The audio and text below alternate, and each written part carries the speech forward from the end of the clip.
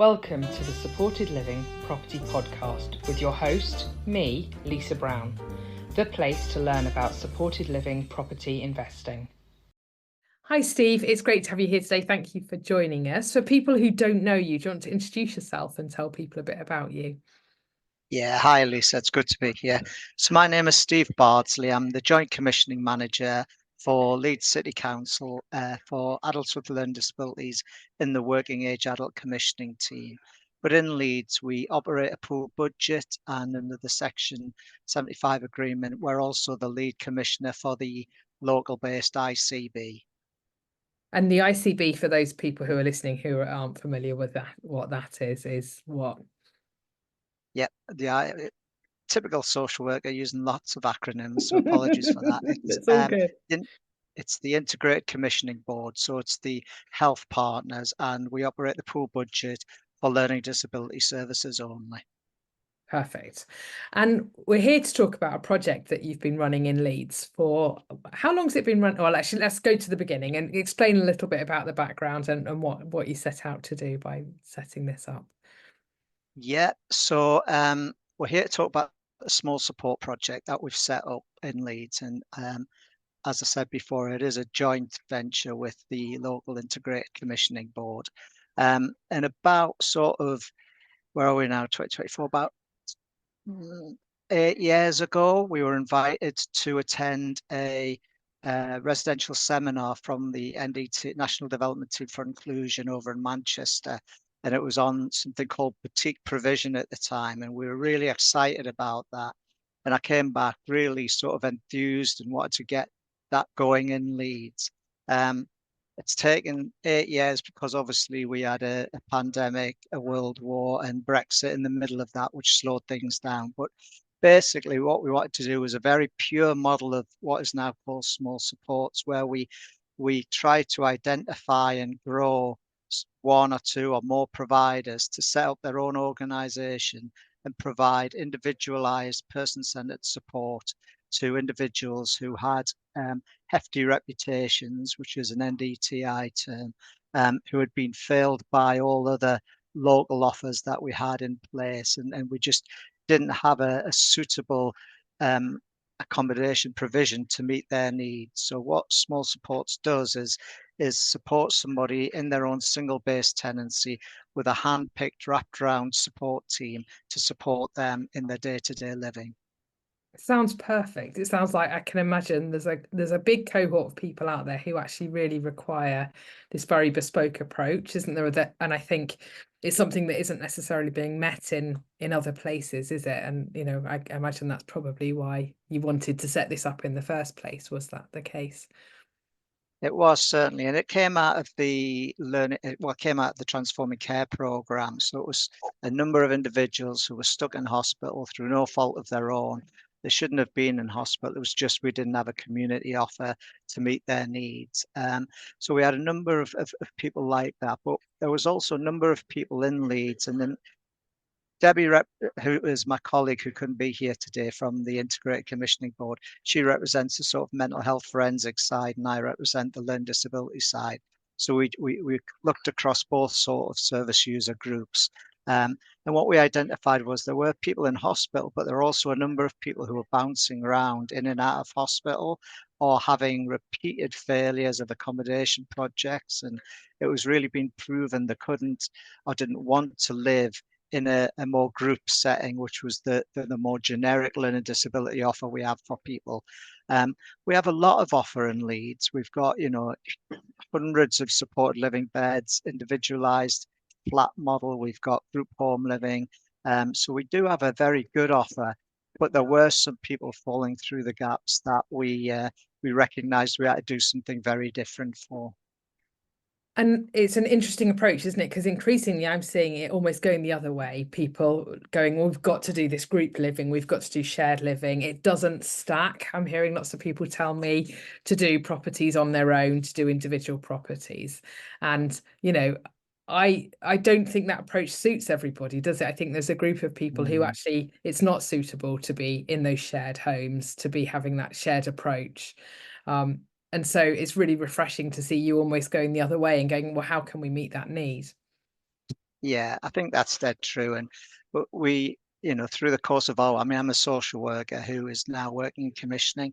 And through the course of my work as the manager of the Learning Disability Service previously, before I moved into this role, it was very clear that the offer we had didn't suit everybody. And whilst it did, meet the needs of a lot of people, there were a handful of people who were just falling through, and we were really not enabling them to live their full potential or live a life in their community.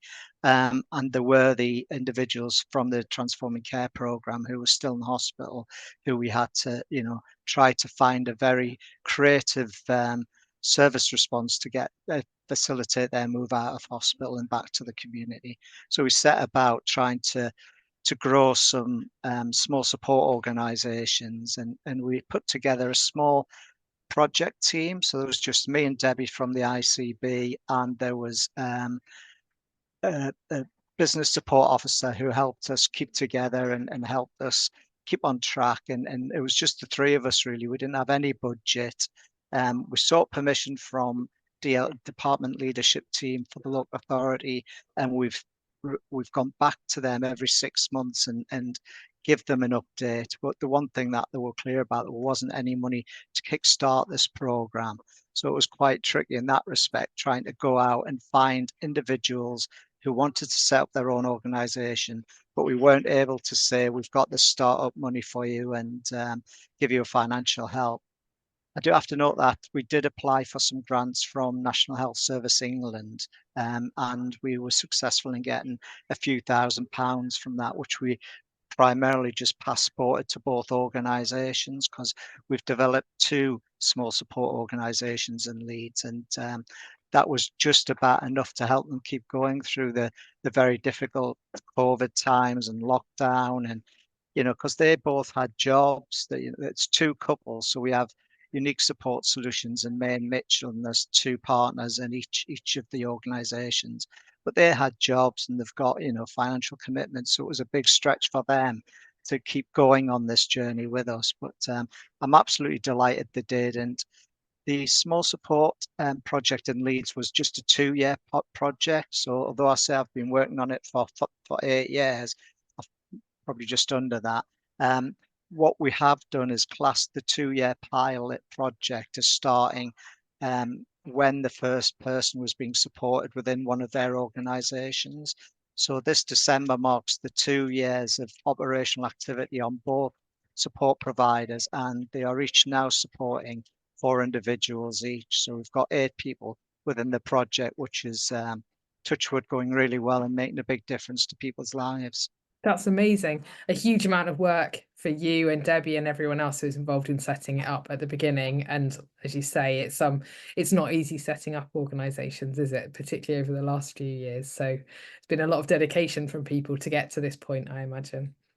Yeah, and apologies, people keep walking by. I couldn't find a room to sit in, and the snack box is just there, so it's that's why people are coming in and out. I apologize for For that. anyone watching on the video, yeah, you could just see people wandering in and out on the background, but it doesn't matter. They're being very quiet and it really doesn't make any difference. Thank you, Steve. Okay. So it also shows how long it takes, even without all of these incidents going on, to get the first person into their Yeah. home.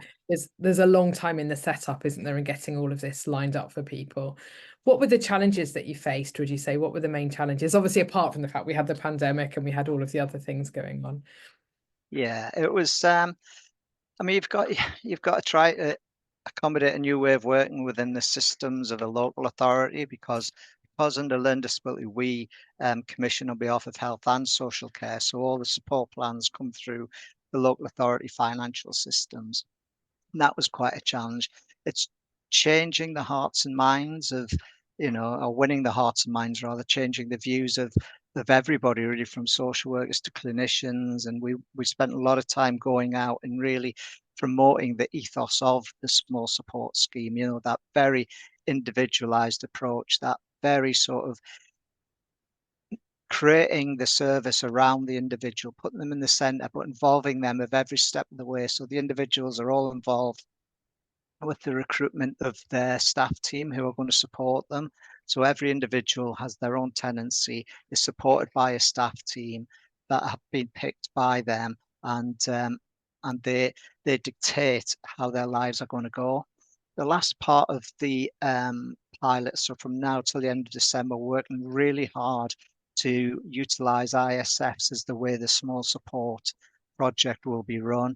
And I'm And what really do you mean hoping that by we manage ISF? Sorry, Steve, what do you mean by individual. No, ISFs? no, you're quite right. Individual service funds.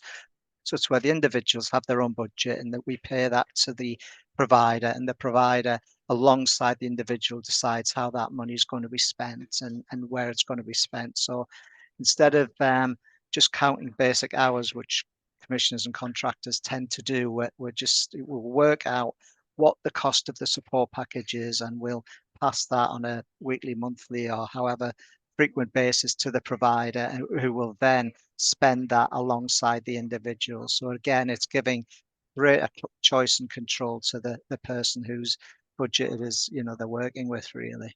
So this is where people can use their budget to do more creative things with it. Is that correct? Like they can join gyms or go to the swimming pool or something that might be Well, appropriate for them, or yeah, in theory, they can do whatever they want as long as Mhm. it's legal and Yeah. and stays within the budget. It's as simple as that, I think. In reality, that's how we sort of operate now. We do that, but there's just a few of the points we need to get right to make it a fully individual service fund. I think in answer to your question, Lisa, the other big and massive barrier to getting more supports in place is the availability of appropriate housing and timely housing. It's been a real nightmare trying to get enough housing in place, and we've had to make a few pragmatic decisions along the way just to try to get people in service while we continue to look for appropriate housing. In Leeds, and like a lot of other local authorities, we can only use registered housing providers, and that's so we can claim back the subsidiary for the housing benefit.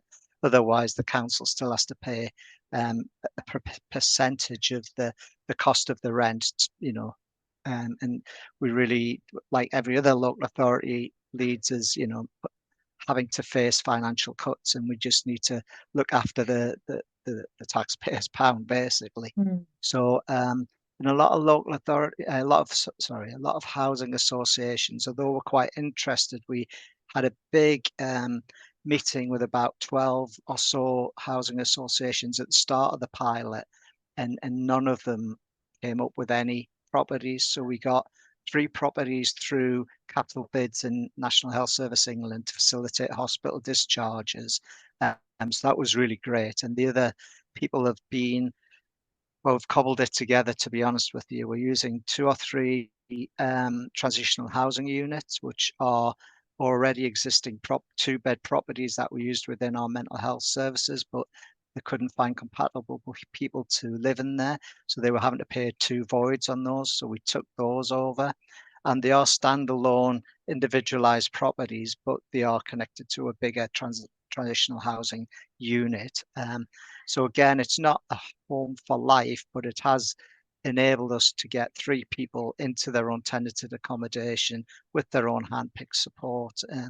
But property and the use of available accommodations is still a massive problem for us and for the local authorities around the country. Yeah, it's a really big issue. And I mean, I know we met through NHS England and through one of the registered providers who you've been working with, who I think they've sourced 1 or 2 properties, well, no, more than that, actually, a few properties for Leeds. I know through the Supported Living Property Network and the work we're doing there to bring people together. But I don't know if they're the properties that have been used for your support scheme or for different ones. But yeah, it is, property is a real challenge, and getting those individual properties to work with the rents to work, that's where the challenge sits, isn't it? Because these are generally more expensive properties that you need, because they're often detached properties that are required, aren't they? Yeah. Yeah. That's very true. And I think what we did early on was we got in, well, we've always had quite a good relationship with housing benefit colleagues, but we brought them into the project. In any meetings we had, we made sure there was a housing benefit representative. And when we So we're just working with a new housing provider at the minute who've just delivered the first house, which is excellent.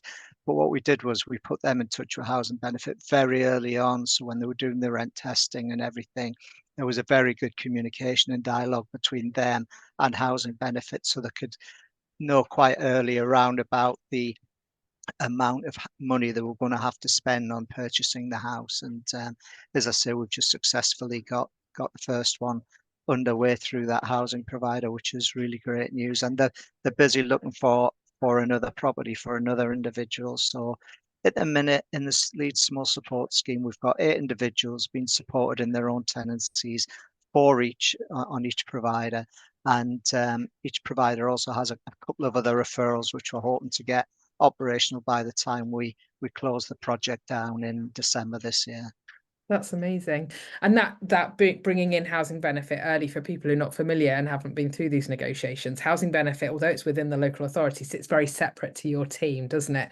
And so therefore sometimes you have these conversations. I've had them with commissioners where they're like, yeah, we really, really need this property. And then when you get to speak to housing benefit, they're not on the same page at all about where the rents need to be. And there's no way you can bring that property forward because actually you haven't got that joined up thinking. So that's really refreshing to hear that you've managed to do that and get them on board and do that joined up thinking right from early on, because that makes it much easier and much quicker to secure property. It certainly does, Lisa. Yeah, it was vital really. And we've tried to pull in local health teams and make sure that we've got the health support worked out for people in the community, for those that need it. And, so we've, in the 2 years the pilot's been going, we've really worked hard on pulling key other agencies in who are going to support the project. And once we got past 3 individuals each, it meant that 4 small support providers were pretty much self-sufficient at that point. So the only money they get is the support plan cost for the individual. So there's no extra funding. And but both small supports have worked very hard, and they're now known amongst social work teams, so they're getting a lot more contact. In Leeds, we operate what's called 2 nominations panels. We have one in mental health and one in learning disability for learning disability adults. And anybody who's looking for an accommodation-based service, the social worker must make a referral to that nominations panel, and they will look at, is there anything within the existing housing provisions, supported living or residential, wherever in Leeds, that can meet that person's needs. And if not, then that's when it would trigger a referral to the small support. So it's for those individuals that I said earlier on in our conversation, those individuals where all the ordinary sort of housing that we would offer people has failed, or they've rejected it, or it's not been able to meet their needs. That's when they would come to small support, and we can really set up that very individualized service for them and with them, because they are directing and leading on what kind of accommodation they want. And that's what we try to find in the area they want to live in. And some areas are prescribed and some aren't. Some just want to live in a certain geographical area of Leeds. And one of the barriers I'm often told to having these individual homes set up for people is, there'll be a risk with taking on voids. That seems to be a big concern of some of the housing associations. When you said you'd met with all those housing associations early on, I'm imagining it was one of their concerns. I know you're only 2 years in, but 2 years in, what's the situation been with voids? Have you had lots of vacancies within the properties, or? No, out of the 8 properties we've not had one void to date. But you're very correct in pointing that out, Lisa, is that the risk was always on the housing provider, because that's where it is. And I think that put off a lot of housing providers coming on board with us. And Pip Hughes, who's our NHS lead for housing in Leeds, did a sort of questionnaire with all the 12 housing providers we started off with, and why it was nobody came forward and delivered housing. And the big reason that everybody was saying was because the void risk was always with the housing provider. So we developed a protocol in Leeds, and what we said was that if we can pay for, or if we can offer to pay for 12 weeks of housing costs for individuals, if in the event of a void. So if somebody moves out or the house became vacant, obviously there's no housing benefit going into that. So we would pay the housing cost only, not the whole of the rent, but just the housing cost for up to 12 weeks. So normally in rent levels, there's a void amount paid in, which builds up and will cover the event of a void somewhere down the line. And that's round about 12 weeks rent, 10 to 12 weeks rent. So we recognised if the housing provider would honour that bit, then we would honour another 12 weeks of just the housing support cost only, meaning that we had almost 24 weeks, or pretty much half a year of void cover built in. Not 100% void cover, but at least some level of void cover. And I was pretty sure, and I would be pretty sure with Debbie, through each of the nominations panels, that within that time we would find another individual who wanted to live in that house. Now, there might be some modifications of that house needed, and obviously you can't do anything about the location because the house is where the house is. But we were pretty sure across the city the size of Leeds would be able to find somebody else to move in. And if not, we would just have to let that house go into the ordinary housing stock of the provider and we'd move on. But so far, and I think that's a big credit to the to the small support providers, is that we haven't had a void yet. That's not because we've not been with that issue, and there have been, some things that have happened, and one individual was almost recalled back to hospital. But the confidence that the clinicians have, that the social workers have in the small support service, and the way the ethos is run is that you stick with somebody like glue. So no matter what happens, you stick with that person and work out collectively in an NDT way how we continue to support that individual in their own home in the community. Means that we haven't to date I'm looking for some wood to touch, but there isn't any. Haven't had a void to date, so fingers crossed that continues. And I think that's about the individualized tenancy model, because there isn't that sort of shared living where people rub up against each other. It's just one person, and you've got a very flexible staff team. So for one of the individuals who moved out from hospital, and we got one of the NHSE capital bids, was successful in buying a house, we modernized the garage into a staff area. So when that individual feels they don't want staff with them all the time, the staff can retreat to their staff area, which is in the garage, and she can call on them when she needs them. So that's enabled that person to continue living very successfully in the community. It's that bespoke approach, isn't it? We're all so unique. We're all very different in what we need and what makes us feel safe and secure at home, and what support we need. And when people take that one size fits all approach, it just doesn't work, does it, for any human, regardless of your support need? No, that's very true, and that's very evident in a lot of other placement breakdowns that we have. The vast majority are successful because the needs of the individual want to live with other people, or something. But that it was very clear there was a small number of individuals either in hospital or who we were failing in the community, and we just didn't have the right the right service, the right resource to meet their unique individual needs, and through small support we've been able to put that right.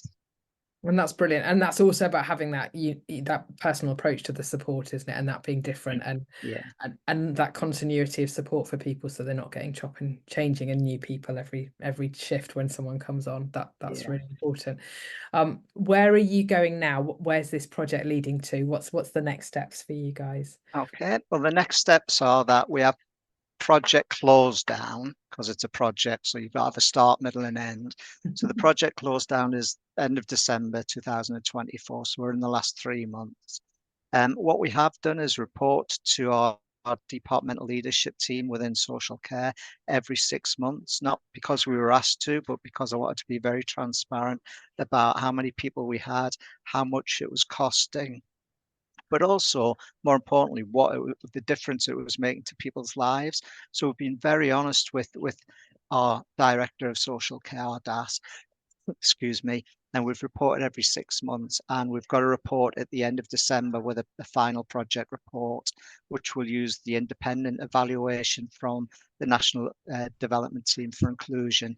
they're going to do an evaluation of how we've done, both in terms of, more importantly, meeting the needs of the individual. What difference have we made to people's lives, but also the cost, because Mm. in this climate, cost is very important to local authorities. And the cost across all 8 packages now is cheaper than the previous service model that people were living in beforehand. So some individuals it's more expensive, some individuals it's actually a lot less expensive, but the average cost across all 8 people, so across the project, is that it's proving that small supports can deliver very, very individualized objectives and good sort of outcomes for people at a less price than the more conventional service model, which isn't as important for me, to be quite honest. It's more about, making a difference to people's lives, but it is important in this in this financial climate that we're all working in and struggling in, that we can show value for money through the project as well. I think that's really amazing. And that's, like you said, it's such an important benchmark and it's used a lot by everybody. So if you Mm, can tick both of those boxes of quality and cost saving, that's yeah. massive, isn't it, at the moment? So sorry, just to finish off the answer to your question Mm. instead of rambling on. So what we've got now is we've got the last 3 months, we've got an independent evaluation of the project. I will submit a final report to DL Department Leadership Team.